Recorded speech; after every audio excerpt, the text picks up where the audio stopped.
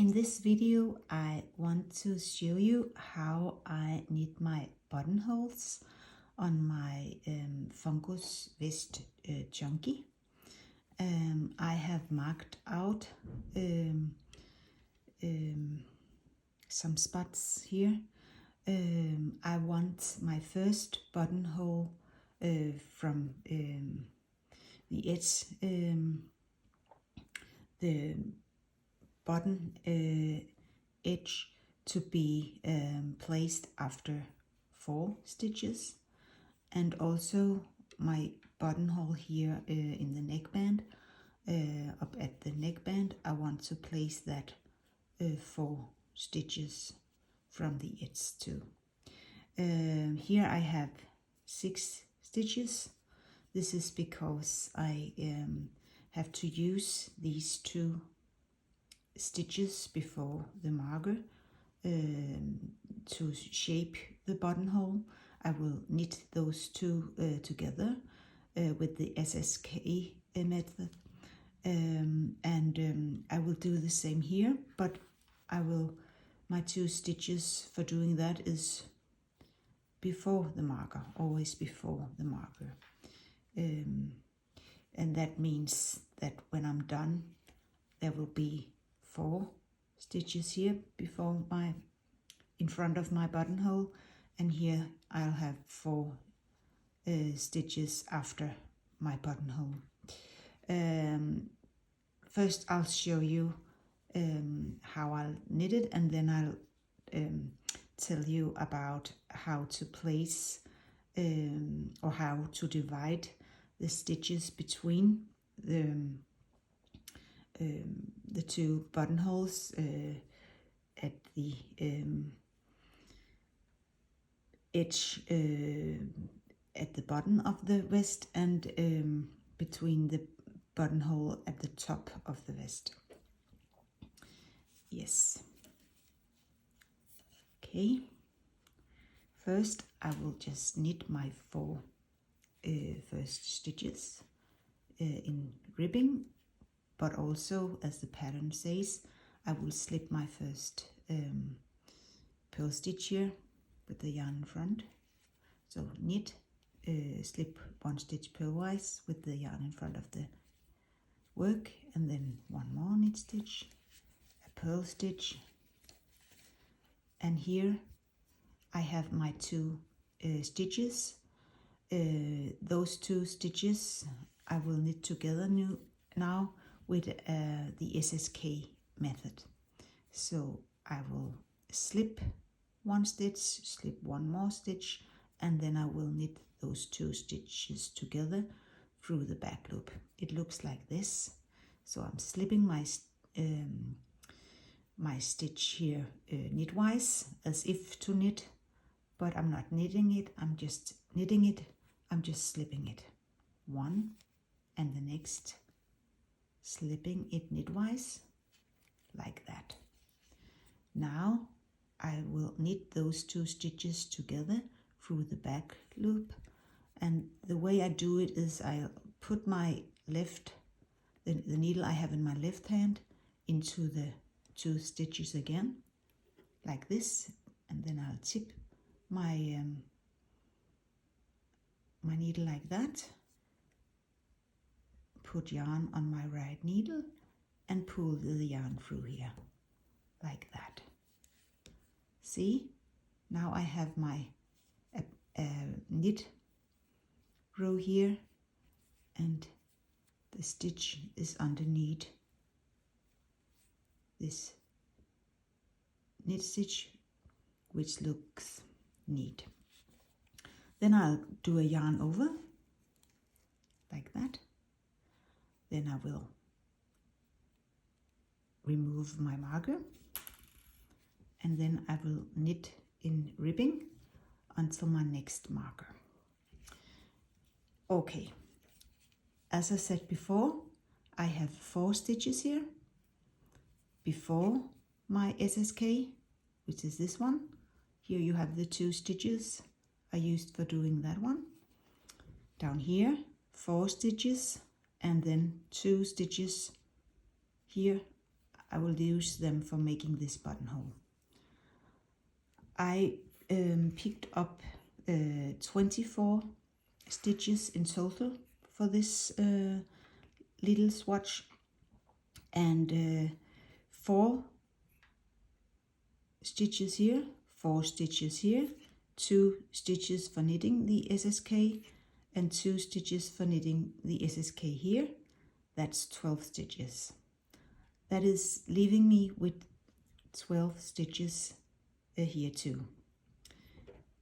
I will have to use 2 stitches making my buttonhole here, making the SSK. That leaves me with 10 stitches. It should be easy to divide these 10 stitches in two. It's 5, right? 5 there, 5 there. But I want my number of stitches before and after the buttonhole to be even. Otherwise, I can't make my SSK. So it's nice like this. Then I will have this. Then this one will be broken. I will show you.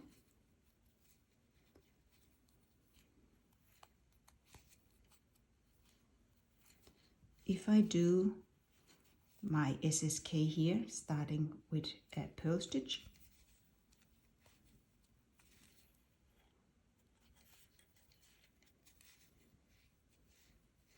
it looks like this. This will be broken. I could also knit together, purl 2 stitches together. Since I have a purl stitch here, I'll try that and show you. Also, this will break my knit row here, and it won't be a nice button band.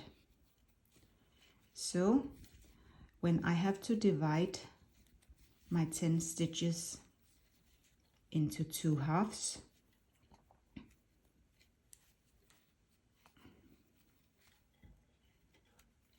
I will have to do 6 stitches before my buttonhole and 4 afterwards.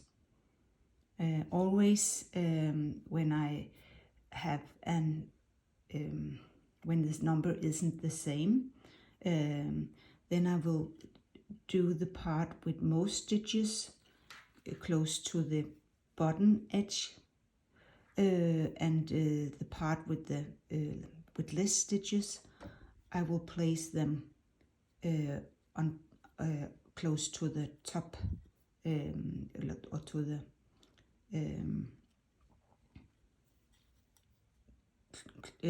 up next to the first buttonhole. Okay, so 10 stitches between top and bottom, and 2 stitches for use for knitting an SSK. That means that I have to mark out 8 stitches here. 1, 2, 3, 4, 5, 6, 7, 8. And I have to remember to make my yarn over here, right? So I will just knit in ribbing till I have 2 stitches remaining before my marker here.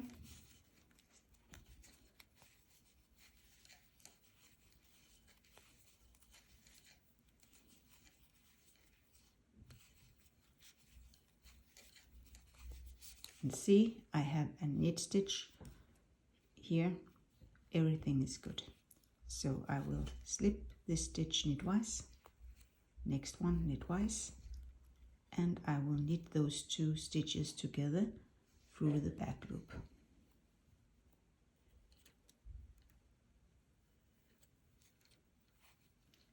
Like that.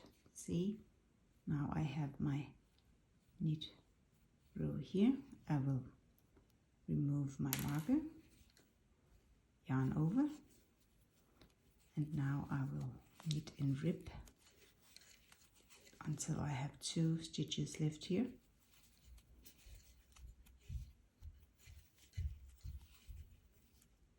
Here, 2 stitches remaining.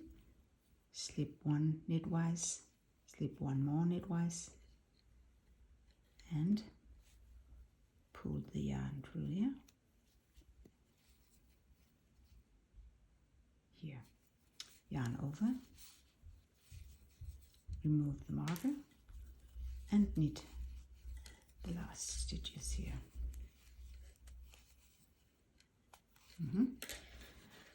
In the pattern, this is named row 4. Now I'm going to show you how to knit row 5. Here from the back side, I will knit a stitch. First purl stitch here, I will slip purlwise with the yarn in front, and in ribbing, knit purl. Here is my yarn over. This was a purl stitch, then I have to knit this, a purl stitch again. Now I will knit till I reach my yarn over here. It's here, purl, knit, purl, knit. I just knit the whole row to show you from the front side in a little while. Look, purl, knit, purl.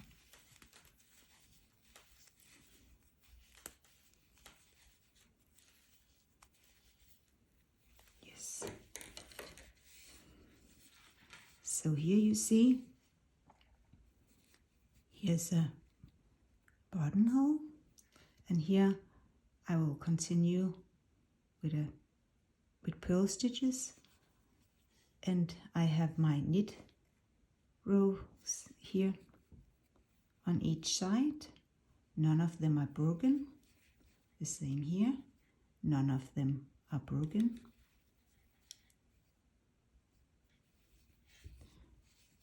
And now I will just knit a couple of rows more before my stabilization rows, and finally my Italian bind off.